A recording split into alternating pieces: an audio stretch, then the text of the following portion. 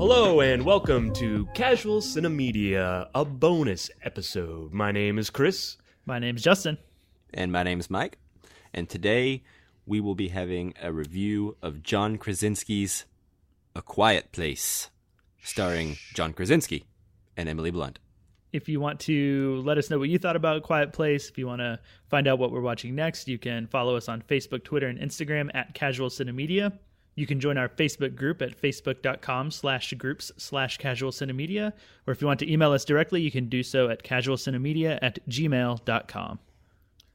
Absolutely. Before we dive in real quick, I wanted to say I had some issues last week, and I wanted to thank both of you guys for, adjusting your schedules and trying to help out as much as you could. I love doing this podcast, and I want to appreciate it, guys. Thank you. You're welcome. You're very welcome, Chris. And before we get into the review of A Quiet Place, we wanted to remind you guys that we are helping out a program called Real Outreach. That's REEL Outreach at realoutreach.com. This is a charity organization that is trying to put together enough money to send a bunch of less fortunate kids who can't afford movie tickets to the theaters next month or later this month to see Avengers. Yeah, it's a good cause. I think going to the movies and escaping is fun and important, and superhero movies are kind of like the ultimate escape movie, I think. And so it's a good idea to send these kids to go see it. Yeah, thank you in advance for donating and helping these kids out. We really appreciate it. Again, that is realoutreach.com. All right, so you ready to talk about A Quiet Place? Yes. So in order to talk... Oh, this is going to be the worst joke. I know it. Do you feel that, Mike? Do you feel how bad this joke is going to be? I can feel it. I can feel it winding up. So in order to talk about A Quiet Place, this next 30 minutes or so is just going to be silence. So that way we don't attract the monsters. And I think that's really... a joke? Yeah, that's really the best way to talk about this film, really, is silently. Yeah. We're going to sign language the whole thing. It's so true, it's not funny. Yeah. Oh, God. Okay, anyways. That wasn't even a joke. That was just...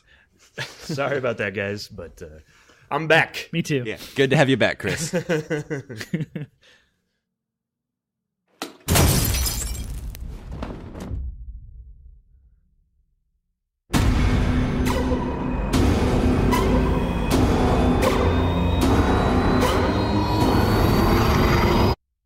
So before the review starts, we wanted to go ahead and give you guys a heads up that we will be doing a non-spoiler section at first, and then we will give you guys adequate warning before moving into a spoiler discussion for the movie. So if you haven't seen it, you can listen to the first part of the episode and then come back and finish it later, or listen on through, however you want to do it.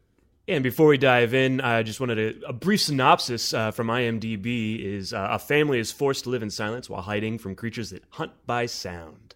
Justin, Chris, before we get into the actual discussion, what were your expectations for A Quiet Place? I know, Justin, you had it on your most anticipated movies of the year. Were you still looking forward to it as the time came near? Was it still up there, like on a high anticipation?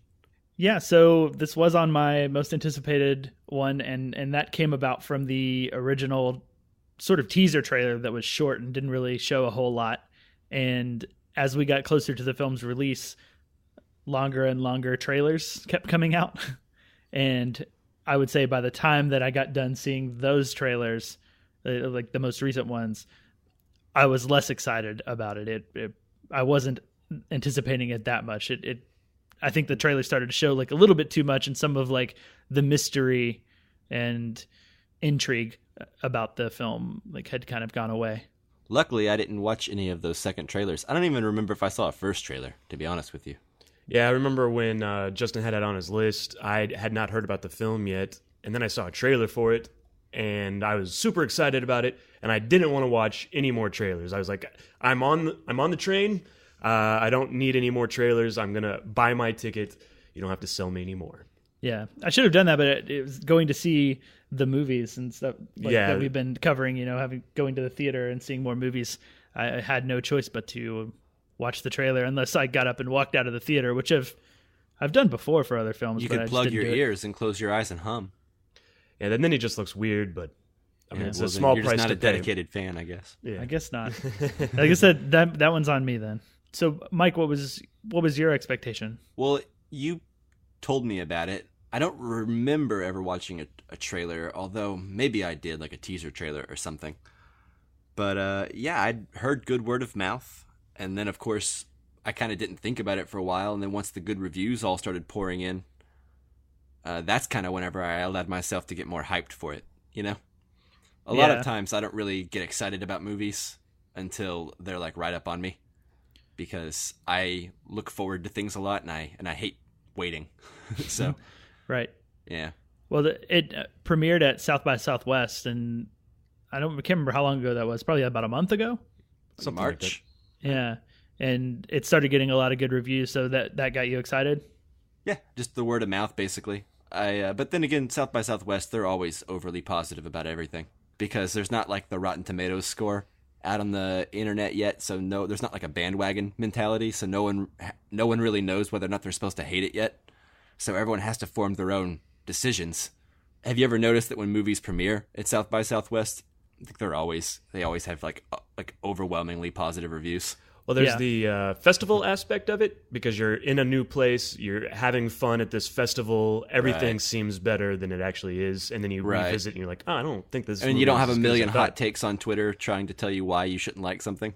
So anyways, that was basically it. I was excited about it, but I was hedging my bets. I was also excited to see a film directed by John Krasinski, which I know he's done some other films, but I don't think I've actually seen any of them. And from what I know of the ones that he has directed, I wasn't that interested in any of them.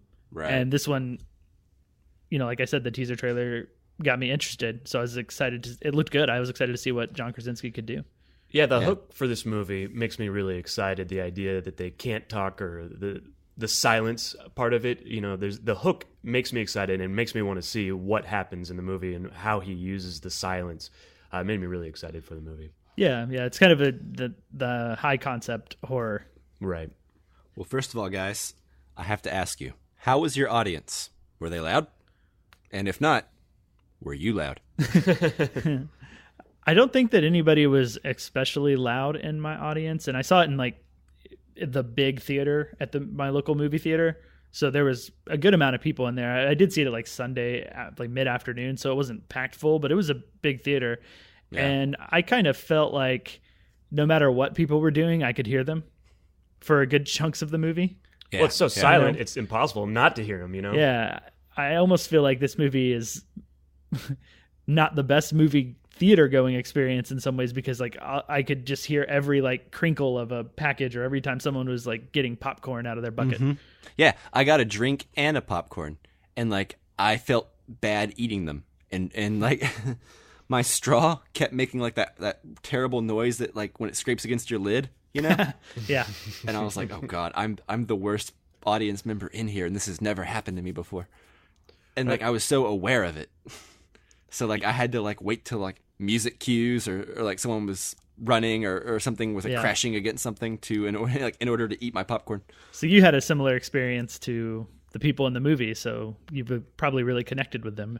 Yeah, I was stressed the whole movie, but not for what was on screen, just because I wanted to eat my popcorn. Yeah, that's funny. I went Saturday night, and it was a very large audience, and the person next to me had some sinus issues, I believe. So that was pretty funny, but she was trying to keep it quiet, but every once in a while it'd come back. It's impossible, because the movie's so quiet, it's impossible to not hear the other members of the audience. But what was interesting and what I found really cool about watching it in a packed house was everybody kind of like had the quiet mentality. Everybody was into the movie.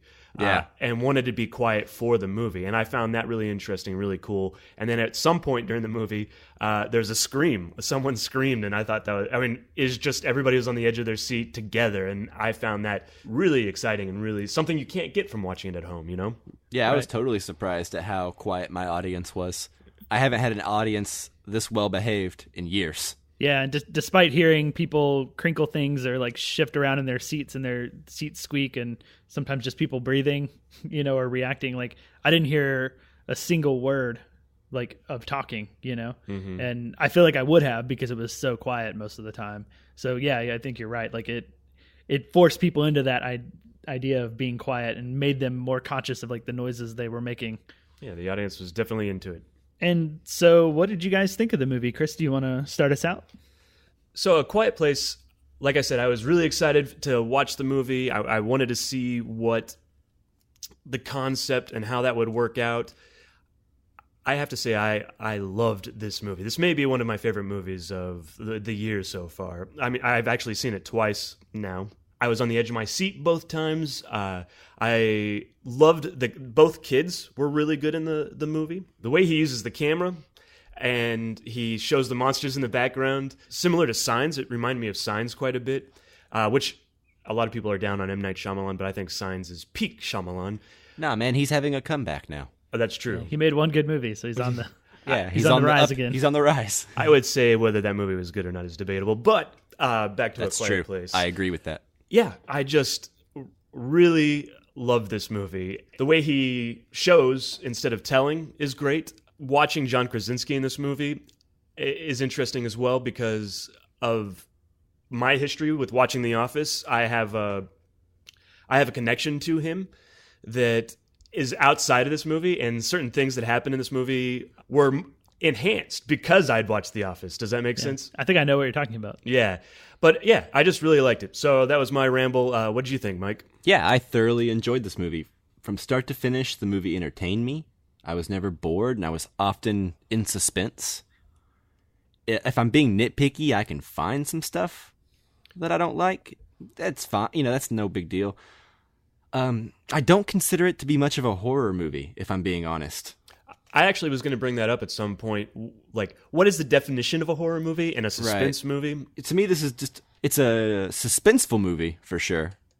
But I don't consider it much of a horror movie. It's a movie about loss and acceptance. I imagine if you're a parent, I imagine this movie is a nightmare. I think John Krasinski did an amazing job as far as really stretching that tension as far as he could. And I think the best decision he made as a director was casting his wife. Yeah, it gives an extra element, I think, to it. No, not even that, just because Emily Blunt's awesome. Oh, that's very true, too. And I think the length of the movie is really solid. It's an hour and a half. You're perfect. in, you're out, and yeah, there's no extra to this movie. Yeah, easy to sit in a movie theater and watch. What about you, Justin? Yeah, so I am probably a little less hyped on the movie than you guys are, I think. I'm not going to say that I loved it. I certainly enjoyed my time watching it. Like for the hour and 30 minutes that the movie is, I was never bored. I was never uninterested in what was happening. I think part of that is because it's a great concept for a movie, which goes a long way, and I think it's full of great performances. Chris, you said the kids were good. I totally agree. Mike, you said Emily Blunt is good. I totally agree. I think everybody's actually like really on point. I didn't find anything going on in it that really moved me in any way. Like you said, Mike, that it's a little bit about loss and accepting loss. And I understood that was going on, but like nothing in it really resonated for me. And that might be because I don't have kids. And I felt like the worst thing about the movie that maybe kept it from being to like that next level where I would say like, I love it, is that I just couldn't get into any of the characters really. Like, I think the best character is the daughter, and I thought she had the most going on, but everybody else outside of that felt a little too simple for me. I don't know that I agree with you. I think it felt somewhat like a short film where it was not a film where you're going to dive into the characters. It's not necessarily a character study, but I'd have to argue. I mean, John Krasinski and the protecting of the family, I understood his character and what he needed to do. I don't necessily agree with that. Yeah, I mean, some of that we can get into more when it comes to gonna spoilers, like a little bit deeper. I'm having to be kind of vague. I felt like I didn't get enough from any characters. The closest one I got to was like the daughter and things that happened with her. I thought she had a lot going on, and her performance had a lot in it, and I just don't feel like I had that connection or anywhere close to that connection with anyone else, which is nitpicky. I will say I enjoyed the movie. I liked it. Mm-hmm. It's definitely a fun ride, as far as like being in suspense and, being startled and being interested in what's going on. And like we said, it's not long at all. Like the pace is perfect. The movie ends and you're kind of like, oh, it's over already. All right. Yeah, at least I felt that way. I was like, oh my gosh, it's already over. I'm somewhere in between you guys. for the most part. Like, I'm with Chris in that I think this is easily one of the best movies of the year so far. And as time goes on, my positive feelings towards the movie are only growing. Like, I like it more now than I did when I first saw it, you know? But I will say that I feel like there are some script cliches that did take me out of the movie. And I will admit that I really hate the last shot of the movie. Like, I hate it. I absolutely think the last shot of the movie is terrible. But the end itself is fine. Just the last shot. Yeah. But we can go over that more in spoilers. Sure, yeah. There are moments, they kind of come with the territory of like the type of movie that this is trying to be. Right, which is basically a serious Tremors. Yeah, and some of it I think I felt like there are things that happen, like if you're one of those people that pay attention to what characters are doing and whether or not they make total sense, or if like the things they are doing are more there to serve the plot. Like I feel like that happens a few times. See, I don't have that with the characters. I have that with like actual the rules of the world, which we can get into like later. Yeah. Like, go on, Chris. What you're saying? There is actually one specific moment, and of course, this is nitpicky, but there is one specific moment that we can get into in spoilers where I kind of rolled my eyes a little bit. But yeah, I think movies like this, when you start to dive in, you can start to get really nitpicky, but ultimately it's more fun if you don't think about it that way, Right. Well, yeah, it's fun to just take the emotional experience it gives you and sit with it. Like, that's all an entertaining movie can really do for you. You know what I mean? It's like you can pick apart popcorn entertainment, but what good does it do you? Where does that get you? Yeah. Yeah. Like as for instance, I was watching it again today. I actually watched it again. And I was like, how are they getting electricity? And if they're running off generators, don't those make noise? And wouldn't that attract those guys? Solar power, man. Solar power, yeah. But once you dive in there, the movie's not going to be fun, and you're already out. So I think that's right. I just assume solar power. Let's just write it off to that. Okay, yeah, absolutely. But with certain issues like that, do you not feel that the filmmakers could throw in a shot of a solar panel? The movie opens with like 20 B-roll shots of like the dilapidated city, and there's shots of like the farmhouse area that they live on, and plenty of wide shots of that. And like, why not just throw a solar panel into that, dude? Are we certain there aren't? I mean, there's no specific shot, like a close-up of a solar panel, I'm sure, but are we sure there's no solar panels like on the farm anywhere? I didn't notice any because I had that thought too of like, how are they getting power? Yeah. Of course, I knew from the trailer they had power, so I was watching and kind of waiting for that a little bit, but I don't remember seeing any solar panels or anything. Yeah, I agree, and I don't. Like, yeah, I would have liked it in there, but I also think it's such a simple, obvious solution that like it's also like a waste of time because we have so many post-apocalyptic stories these days that like I don't want to establish the same rules for every single one of them when I can just assume that they have solar power. And ultimately, I think if they have to explain what's the minutia of it, then they've already lost us, right? Right. They explained enough minutia about the things that matter, which is like the soundproofing. Right. So you don't need to show us the soundproofing and then also show us how they get their water, how they get their power, how they lock their doors, what they do before they go to bed. How they don't have doors because the doors make noise. Well, yeah, But you know what I'm saying. It's like I could see if I wasn't into the movie, that being something that really bothers me. But since the rest of the movie is crafted so well, I don't know that it's something worth getting hung up on. I agree. I disagree, although I do agree that the movie is so entertaining that while watching it, most of those things didn't really bother me. They did very briefly and, very infrequently. It wasn't something I was hung up on the entire movie, and usually I got over it and moved past it. But I think that establishing the rules of the world and that sort of thing could only, heighten the experience and the story and the world that you've built. Like it's part of building the world, right? Right, and but part of my lack of fulfillment in some ways with like the characters also extends to the world because it doesn't touch on much else, like not necessarily the world outside of them, but like their world. Like part of that is interesting to me, and maybe it is personal opinion, but I would find it interesting, and I don't think it would take that much time if we showed a solar panel, right? I feel like it gives enough of that. Like we see the soundproofing and everything like that. We've seen enough post-apocalyptic movies. Yeah, and this point. there is world building to it. But what if you've never seen a post-apocalyptic movie? What if you're 14, 15? Then watch more of them. But Okay. I also think it establishes, if you're 14 or 15, it establishes enough that you understand this world that they live Yeah. in. Like, I hear what you're saying, and like I said, it would be different if like it was a movie where a lot of things felt unconnected and didn't make sense, and like they didn't think things through. And I've only seen it once, so I'm putting myself out here. But I'm going to say, like, I don't feel like convinced that there's not a solar panel somewhere just in the movie. Yeah. Or, you know what I mean? Or like, you know, wires connected to a car battery, or like he's clearly handy. He's messing with electronics the whole movie.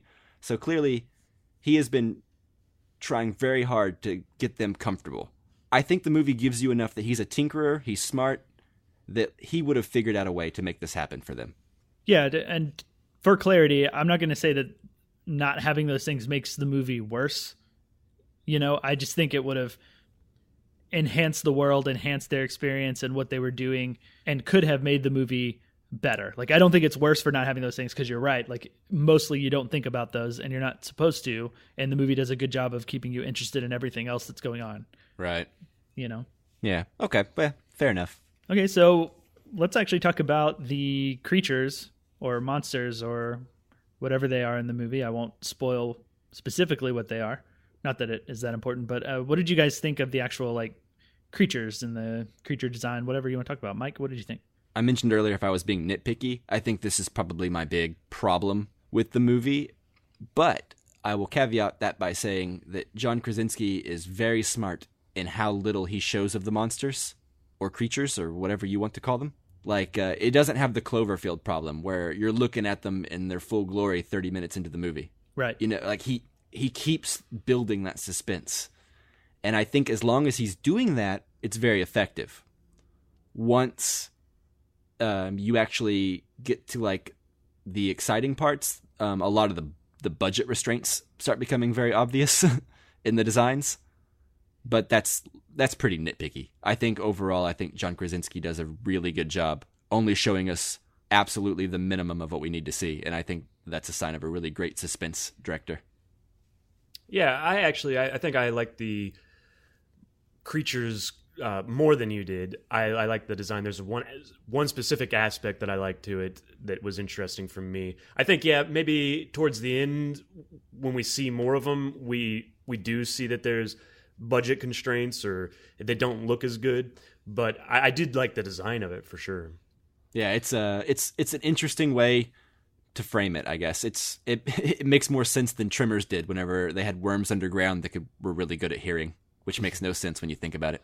It was the vibrations, though, wasn't it? For Tremors? Yeah. I think it was vibrations. It was vibrations, that's true. Good point.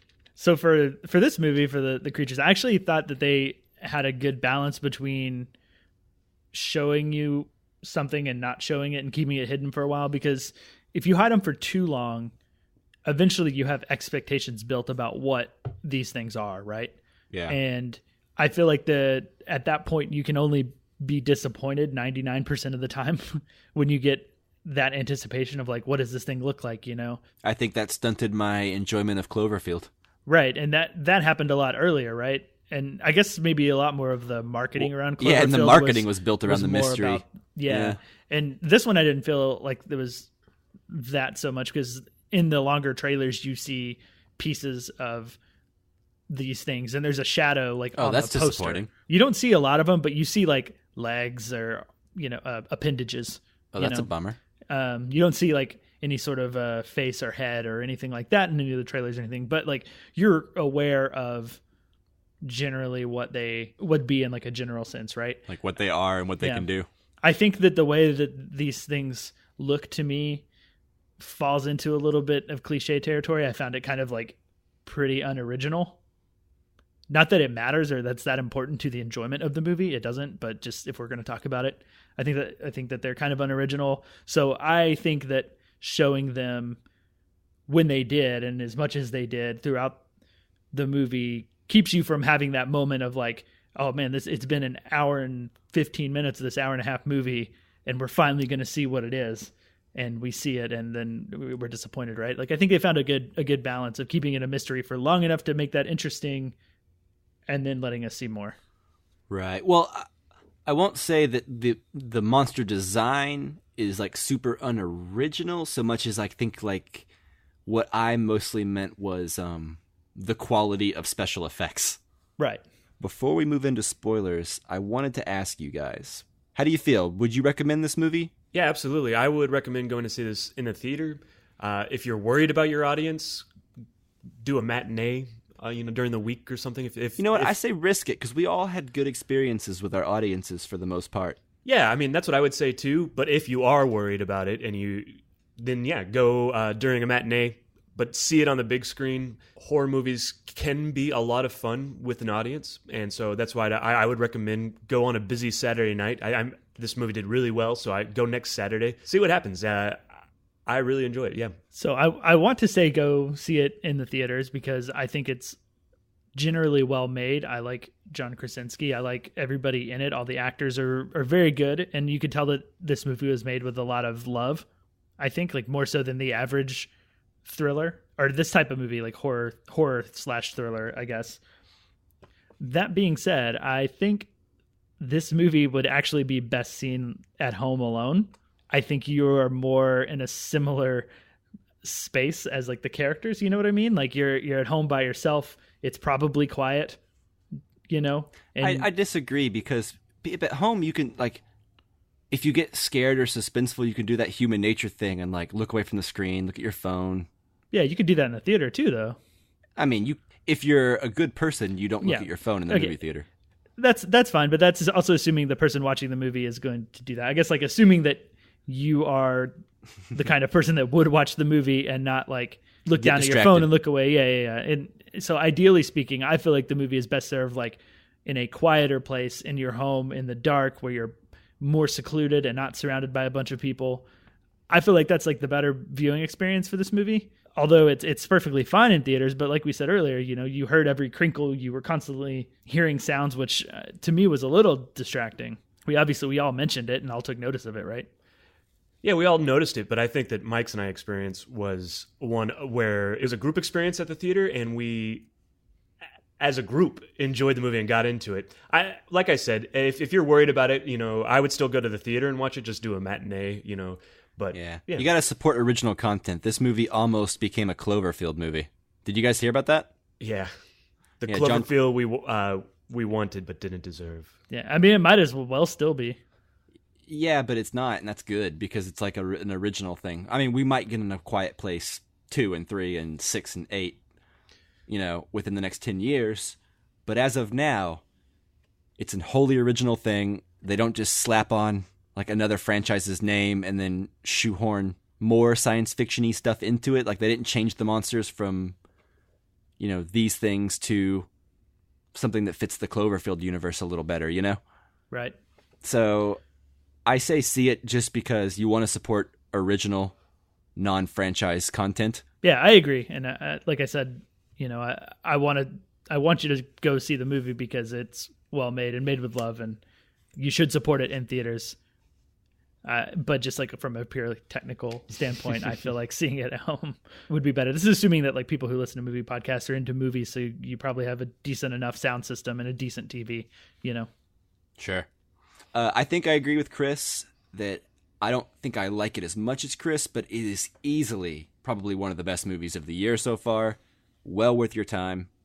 Nitpicks aside. Is that it? Are we done with non-spoilers? Spoiler time. I think so. Let's spoil. We're doing Go, Chris. Go ahead, spoil the movie real quick, Chris. Yeah. It was really good until the atomic bomb went off. That was damn weird. it. I knew No.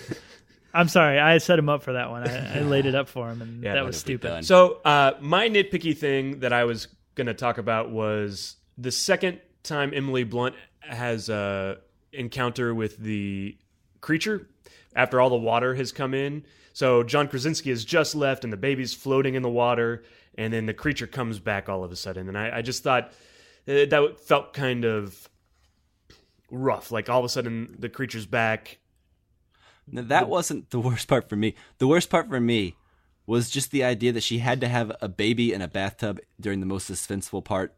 Like, that's such a cliche movie thing. Like, the baby's coming now, but the most suspenseful thing is going on now. You know, like, I hate that. Oh, but for me, that works. Like, especially because it's canned. It's like it's manipulation. Like, I can see what they're doing. But it's because she can't make a sound, and she's having a baby. As soon as you see that, I know why she can't make a sound and have a baby. I'm saying that putting in the script is contrived and. I don't think so. I mean, necessarily, like with the nail stepping, but it's. Oh man, that was nuts. But I hated that. Yeah, oh, God. But with her not being able to make a sound, it just made it that much better. And as soon as you see that she's pregnant, you know that she's going to have the baby, while the creature's around. Exactly. But the fact that you could see it coming from a mile away is not a good thing. Oh, but it was still suspenseful to me. It's still suspenseful, I suppose, but it's a little eye-rolly, no? I didn't feel that way. I think they avoided that problem for me slightly because the reason the creatures came was because she started to go into labor and she had to run downstairs. Yeah, that's true. That's when she stepped on the nail. That's when she dropped the picture and broke the glass, which brought them on. If they had been coming already or were already there and then all of a sudden she went into labor, I think that would be worse. I do think the nail setup was a little too on the nose, right? Like a little bit more in the territory of what you're talking about. Like I felt like that was like very clearly like you could see that coming a mile away. Yeah. Like I kind of have that issue with the nail thing. Chekhov's nail. Yeah, the nail thing was definitely there, but I wasn't sure it was going to be her that stepped on it. So like the fact that it was just like, okay, we're putting this here, but it's going to come back into play later. We all know it's going to come back into play later, but we're not sure how just yet. Right. Yeah. I was disappointed when it ended up being her because she was the one that like came across it initially, you know? Yeah. So I think it'd have been better if it had been like one of the kids. Every time John someone Krasinski. Every time even the monster. The monster. Actually, I wanted that. I thought it was going to happen at the end. Every time somebody walked on those stairs, I was. Oh, you don't want to say bad words? Well, I guess I could say every time somebody walked on those fucking stairs, whoa, Chris, I was worried, chill out, man. Watch your I was worried that somebody was going to step on that nail. Right before the creature comes down the stairs, like towards the very, very end, we see them come down the stairs, like the two kids and Emily Blunt, and they actually show like a very clear shot of the nail, even though no one steps on it. So I thought they were reminding us that the nail was there and that the creature was going to come down and like that would have been awesome. Step on the nail and they're like, "Wah!" Like that's how they defeated the creature. You would have liked that? I would have liked if the creature would have stepped on the nail. Yeah, that'd have been neat. But I think so. Emily Blunt sold that pain though. Yeah. She is so good. I must reiterate, Emily Blunt is so good, guys. I've been a huge fan of Emily Blunt since I worked at Blockbuster and took home the Jane Austen book club. I remember that movie. Yeah, I don't remember her being in it, but I remember. Oh, she had a bob. I remember. That's the first time I saw her. Emily Blunt is really amazing. And Emily Blunt's really awesome with a shotgun. Like, Emily Blunt and a shotgun equals awesome. Did you guys see the movie she did with Tom Cruise a couple years back, Edge of Tomorrow? Mm-hmm. Yeah. Live, Die, Repeat, as some people think it's called. That's me. Yeah, Live, Die, Repeat, as the home video release is called. Oh, man. I enjoy that movie thoroughly. Yeah, I think that movie is very, very good. Yeah. Really good. Fun. But that's beside the point. Yeah, Emily Blunt is so good. And while we're on the subject of Emily Blunt, I wanted to push back a little bit, Justin, because now that we're in spoilers, I can freely talk about what worked for me. You mentioned earlier that you didn't really care about the characters too much, so you were not as into it. Man, I gotta push back. I think Emily Blunt and John Krasinski, I know they're married in real life, but I thought they sold it so well. Like, I thought their chemistry was great. Like, their looks to each other, their expressions, so much is said without saying anything. Like, these are two people that have learned to live and survive and adapt together. And you can tell that they can say so much to one another without saying anything at all because they're so used to it at this point, you know? And while I'm praising the cast, I wanted to bring up, what is the Millicent Simmons? Millicent Simmons is the daughter. The daughter, yeah. Who is actually a deaf actress. Right. And John Krasinski insisted on hiring a deaf actress for this part, which I think is probably a very smart move for him, especially in today's climate. But man, she is so good. She was really good. And I thought her chemistry with John Krasinski was amazing. The climax of the movie, the strongest emotional beat in the movie is between Millicent Simmons and John Krasinski. And man, that worked for me. I was a mess during that scene in theaters. Yeah, that's what I was going to say. That moment was when I was like, not Jim Halpert, Not like, Jim.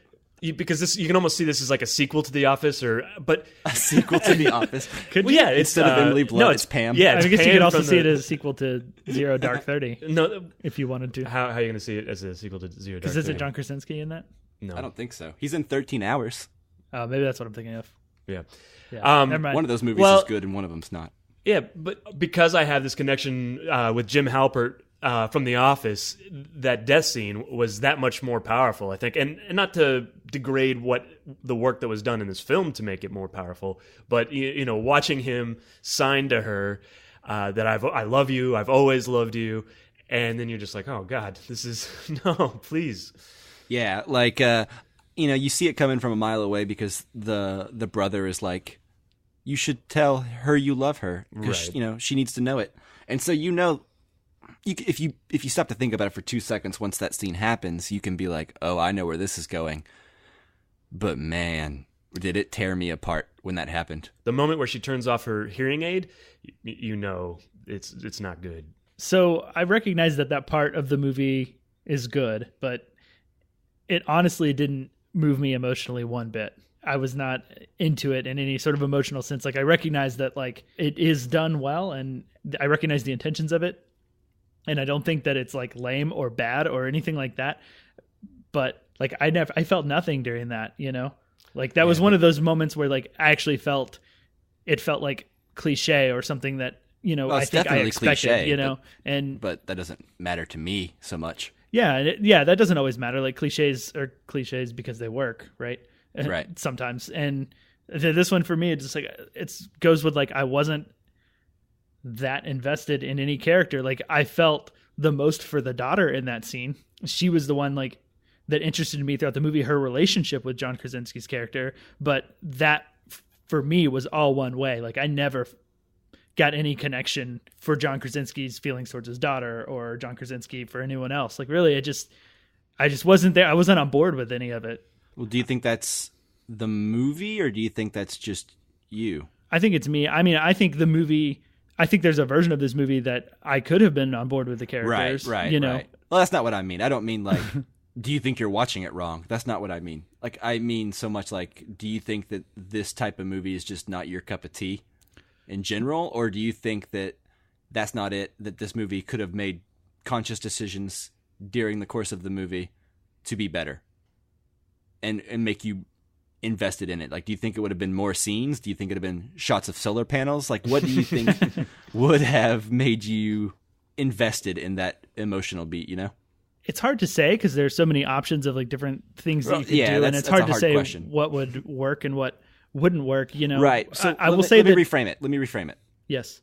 What do you think, when the movie's all said and done, you said it's a very good movie, what do you think is the thing that's missing? Like, what aspect of it didn't connect with you the most that's keeping you from being emotionally invested? It's the characters for me that they didn't have enough going on for me to connect with. I didn't feel like, I understand that John Krasinski and Emily Blunt lost a kid and now they're pregnant and they have another kid, but nothing, which is insane. Nothing came, which is, these people are insane for breeding. What would? Oh, I know that's one of those things. Yeah, that's one of those things that you're like, well, why would you get pregnant? How irresponsible is that to get pregnant at this time, especially when you have two kids that also need protecting, and you're only going to put in danger by having a baby. Yeah. But that's we can get to that point here briefly if we want to, right? But so there are things like that where like I don't understand why they would do that, right? So that's like one example. But the best way I can frame accidents happen, Justin.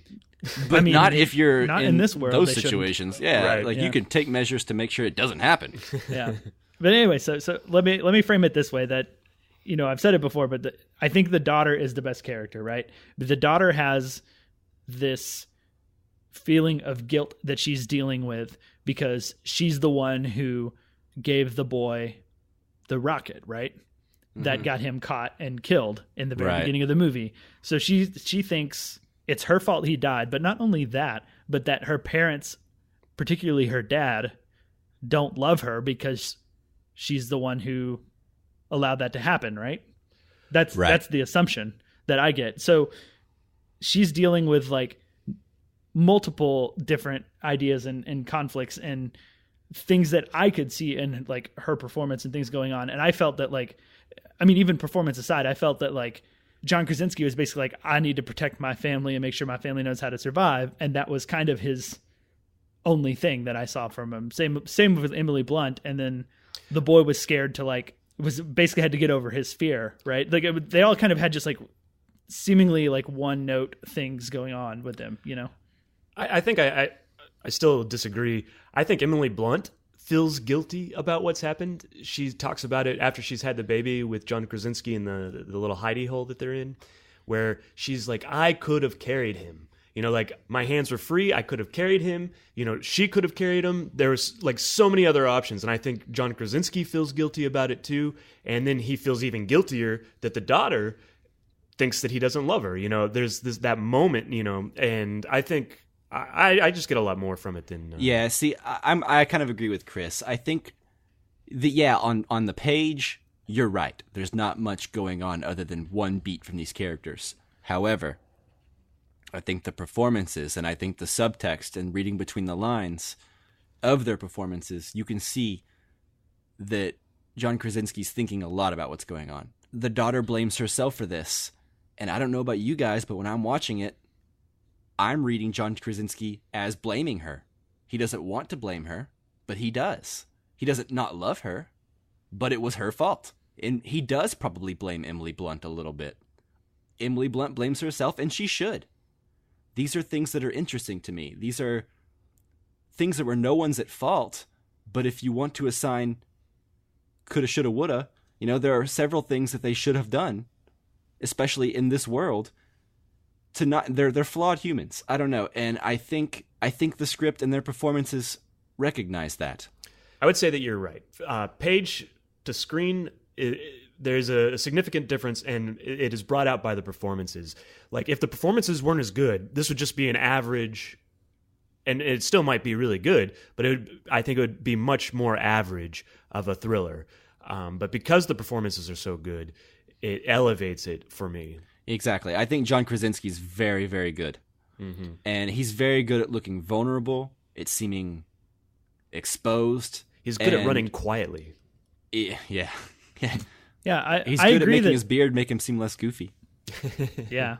I agree that all the performances are good. You know, I think I've said that to this point. If I haven't, that's a mistake on my part. You know, all the performances are very good. I think what it sounds like to me is that if you're willing to accept your own assumptions as what's going on, then there's a lot of problems or issues or character stuff that are answered or developed for you. There are some of those things that are more assumptions than what's actually there.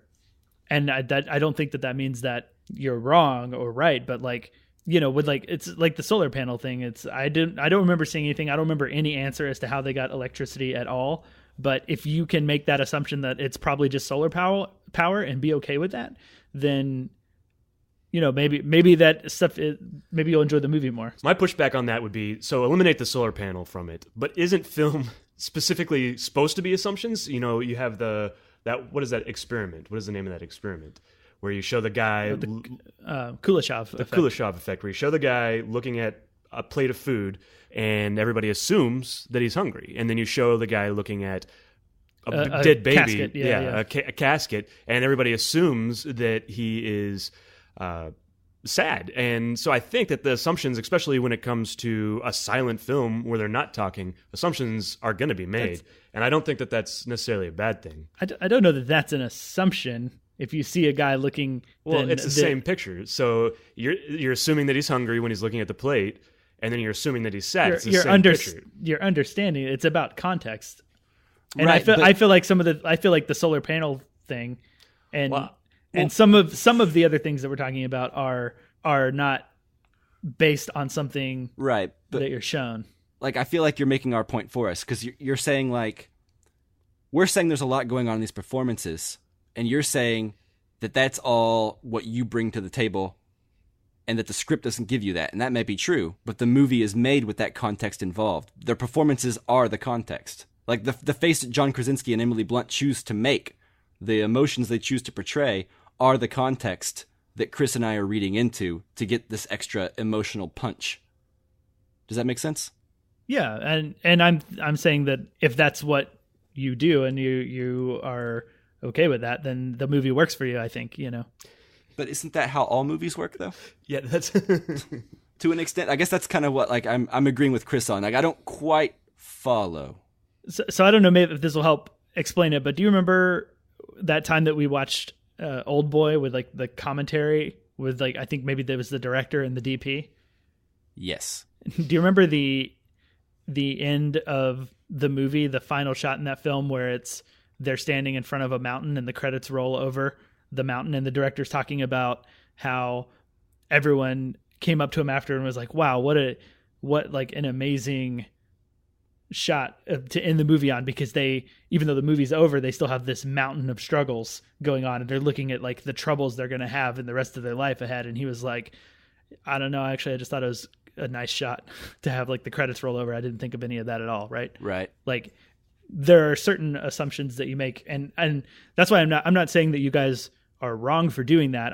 I guess I'm just saying that, like, there wasn't enough for me to jump to some of the things or fill in the blanks on some of the characters. So some of them felt less interesting to not interesting at all for me. Right. But I will agree with you that Old Boy comparison works with the solar panel thing, but not with the performances thing. That's my pushback, right? Which is that, like, performances equal valid context. The performance of any actor in any movie is just as important as the script, because it ends up in the movie. Yeah, and the director is choosing to keep it. But I don't know. I feel uncomfortable agreeing that, and it's all personal preference, right? So, like, no matter what, if you didn't feel it, you didn't feel it. But I do think that John Krasinski and Emily Blunt are giving very nuanced performances where we're supposed to get a lot from them. And I think that is valid to bring into the movie, as far as your assumption of it. Yeah, and how you feel about it. I agree with that. And I think we're talking somewhat about the nature of art. You know, we all three watched the same movie, and we all probably got different things from it. And Justin just didn't get enough from it, and we just got a little bit more. I think that's kind of what happened there. Yeah, subjectivity is part of the point that I'm making, you know? Right. Yeah. I think that one of the things that I'm not sure if it was actually a good thing, because I think in some ways it is, or if it was not so great of a thing, but I felt like the movie kind of had the same level of intensity and suspense and tone from, like, start to finish. Like, you know, Chris, you said you're on the edge of your seat, like, the entire time, right? I felt the same way, right? Like, I kind of felt like the suspense and intensity of the film was, like, kind of cranked to, like, a 9 or a 10 constantly. In that sense, I think it's well executed in terms of being a suspense movie, but I also felt that the movie never felt like it really changed a lot for me. Like, when you're at 9 or 10, I felt like you have nowhere to go but, like, down. But there was always, like, this mood of, like, anything could happen, anything could come at all the time. So it was, like, in suspense all the time. And by the end of the movie, I was so used to that like the things that happened affected me less. Do you guys feel that at all, or feel like that tone was there too much? I don't think so. I found the movie that had plenty of breaks. I didn't think it was a 9 or a 10 in suspense the entire time. I actually think that there's plenty of breaks in the movie where it has time to breathe. There's that whole section I think of John the waterfall. Krasinski. Yeah, the waterfall. And then there's, like, scenes of John Krasinski, like, crying on top of a silo. And that's kind of all at the beginning. And I do think once the opening, like, kind of action sequence in the middle of the movie where she starts to have the baby, there is a come down from that after her and John Krasinski talk about protecting their children, and then it goes back up. I would say that's how I felt about that. Yeah. I don't know. I think there's plenty of emotion. I think it's actually the pacing. I'm I think it's perfect. I can't think of anything as far as too much or too little. Yeah, I'm just wondering if like there were more peaks and valleys, that the peaks would be a little more effective and the valleys would be a little more effective. I feel like they're all a little too close together. I just found myself like a little numb to it after a certain point, or at least like by like the last like 20 minutes of the movie. Sure. And here's where my biggest criticism actually does come in. The thing that took me out of the movie, I mentioned this earlier, and you kind of mentioned the things that you thought felt a little cliche. The thing that was the most obvious like script contrivance to me was the deaf daughter's hearing aid being the thing that stops the monsters, like that's their weakness. Yeah, I agree 100%. Oh God, that was bad. That was actually that is the worst part of the movie in my opinion. And I get it, like what makes you different also makes you special. That's a fine message that's in a lot of movies. It's a very Signs thing. Yeah, but that's because it's so obvious and so like you see it coming a mile away. Like the first time it messes up, you're like, oh well, this is gonna be what's gonna save her life. Clearly, I don't know that I'm sorry. Go ahead. You didn't have that. You didn't have that. I mean, I didn't have that thought of like, oh, okay, that's obviously the thing that's gonna help her. Is this like hearing aid or whatever? It was more obvious than the nail, in my opinion, because at least the nail, I was like, ooh, who is this going to affect? Whereas the hearing aid, I was like, I have a pretty good idea who this is going to affect and when. I just thought it didn't really do that for me, because I just attribute it to like, okay, so this is making us realize that like she's not quite aware of the noise, because that was the first time I realized that she was deaf, right? Oh, really? I didn't remember any like solid clue. I think like the first time he gives her a hearing aid, right? In the opening sequence, you see several times from her point of view, and it goes quiet. Like for instance, the little boy's got the space shuttle, and it starts making noise. We can't hear it because we're in her point of view, but we see John Krasinski's face turn around, and then we hear it. So there are, and I saw it a second time, so that's okay. But yeah, that may just be like subtle things I didn't pick up on, but I just thought it was kind of highlighting the fact that, oh, well, she's deaf, so like all of this like being silent, not making noise is like in some ways extra hard for her because she can't tell if she's making noise, you know? So I kind of attributed to that. Where my problem does lie with it though is if something has like crazy good hearing like that, like the high pitched noise being something that messes with its brain and is its weakness, seems kind of obvious. You know, like it seems like something that someone would have tried, right? It's the same as like a dog, you know, like that have really good hearing. Maybe not though, because if your whole existence is like, I don't have, like once we make noises, we have to be very still because they're very fast and very strong. I can't imagine that you'd be like, now it's time to test this noise to see if this one is the one that they are affected by. But couldn't you hunker in like a tank? You could, but would you want to if you had to keep your family alive?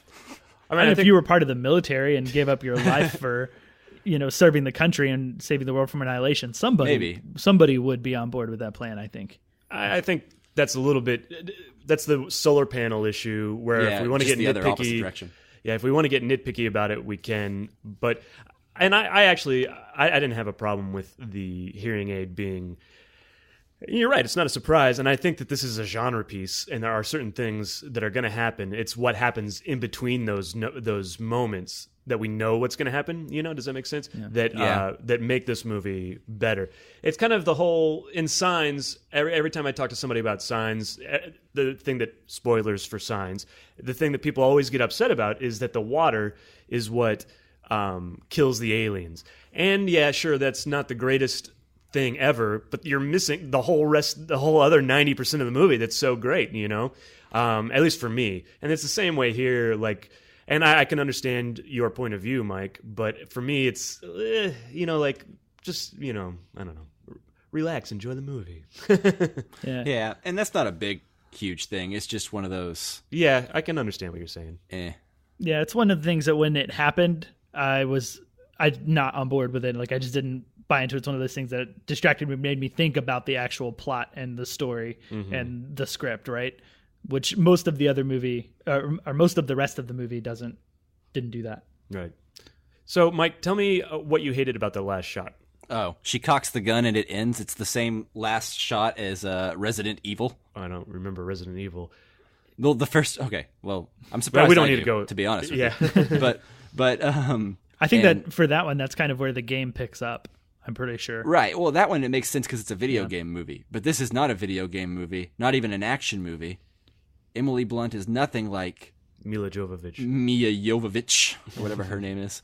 Yeah. And that moment just doesn't make sense with like what the characters have just been through. Yeah, exactly. And going on, right? Like the tone of it is like really like antithetical to everything that has happened in the last like 20 minutes. Yeah, they just get to look at the security cameras and they see like all these monsters are coming in, and it could have been such a perfect ending if it had just cut to black.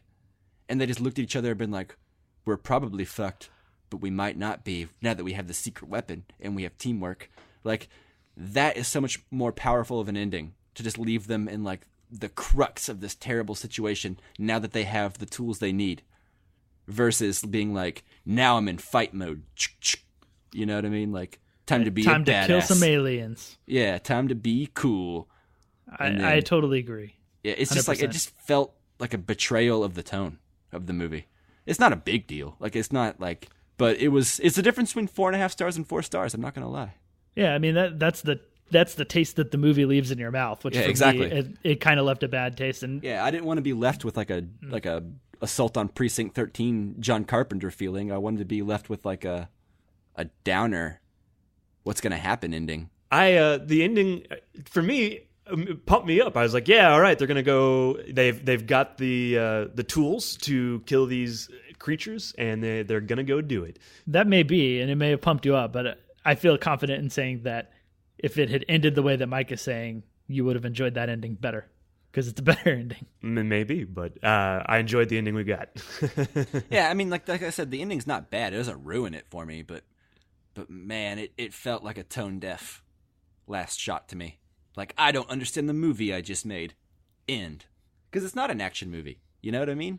Like, Jaws doesn't end with them being like, now let's go fuck up some more great white sharks. Well, there's only like, the one. Yeah, it's like, that's... Like, it's one thing to be like, oh no, now there's more of them because she finally shot the gun, which is like the thing she's been trying to avoid the whole time. That's a good ending. The cocking of the gun, she's not Linda Hamilton from Terminator 2, you know what I mean? She just had a baby. She's trying to keep her kids alive. Her husband just died. Yeah, it's like she's not like thinking about how cool she is. But anyway, it felt like a hero shot, you know, like a Sigourney Weaver from Aliens when she like tilts her head and then starts burning the eggs. Yeah, I mean, but that's what I got from it. And just for me, I enjoyed that shot. I was like, all right, go get him, Emily Blunt. And so like... So you enjoyed it, but do you think that vibe is what the rest of the movie was? I think that it was building towards that. Okay. I mean, like... Fair enough. You see all of them coming, and so it's... And I'm not like... everybody has their own opinion, but... Those last 10 seconds where they're coming at him, and yeah, that builds up to that moment, but like the previous hour, 29 minutes, and 50 seconds... No, did that have that tone? Right, and now that they have the tools, they can go fuck them up, you know. So that's what I took from it. So one last nitpicky point that you guys can just tell me to shut up if we don't want to talk about it. But did anyone think about the fact that when they went into the soundproof room where the baby was, like, why couldn't they just hang out in that room more? Yes, I was like, why don't they just live here? Yeah, or do that to the whole house. Yeah, I thought several times throughout the movie, like, there's a point I think where someone like knocks something over, and like one of the kids knocks something over in the house. And I remember thinking, like, why don't they have a better setup for this? Why don't they have, like, comforters on the ground everywhere? Well, it's when shit falls down, that way it falls on something soft.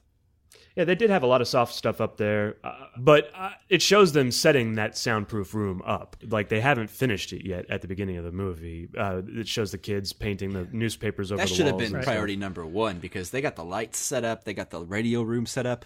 A soundproof house should have been, like, priority number one. Yeah, before like your like 7 TV like security system set up. Right. Yeah. Before you like put up white lights, red lights, and probably solar panels, you're gonna wanna make sure that room is soundproof as shit. Especially if you have a deaf daughter who might be making noise she doesn't even know about. Yeah, anyway. that bugged me, and yeah, there's some other things, but that's one of those things going way back, I think, that are saying that like some of the plotting feels like are the things that the characters do feel like they come out of like plot necessity, right? Like if they did do everything perfectly, Right. we wouldn't have those moments. So you kind of have to do those things. It would have been an hour and a half of them sitting in a soundproof room. Right. Right. Yeah. So, like, overall, I think the movie is fantastic. It's one of the best movies of the year. It's very thrilling. I think you should go see it, but it's not without, criticisms. Yeah, absolutely. Yeah, it's not perfect, but it's a perfectly enjoyable ride. I can't wait for another movie to up this so that this isn't my favorite movie of the year so far. Yeah, and I'm hoping we don't get A Quiet Place 3 through 10.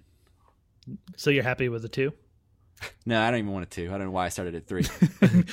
Well, me neither. But I was like, well, I guess he wants to see what happens next after that. Yeah, well, I shot do want so a much. quieter place. Or Quiet Places. Place harder. Quiet Place harder. Quite the place. Yeah, that's quite a place.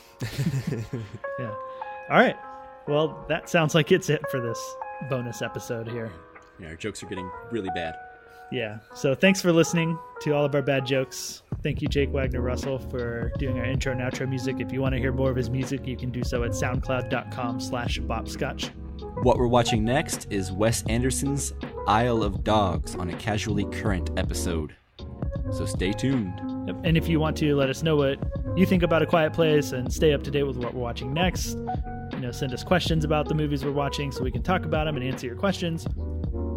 You can follow us on Facebook, Twitter, and Instagram at casualcinemedia. You can join our Facebook group and talk film with us at facebook.com/groups/casualcinemedia, or you can email us directly at casualcinemedia@gmail.com. All right, well, that wraps it up for today. We'll see you guys later. Bye-bye. See you later.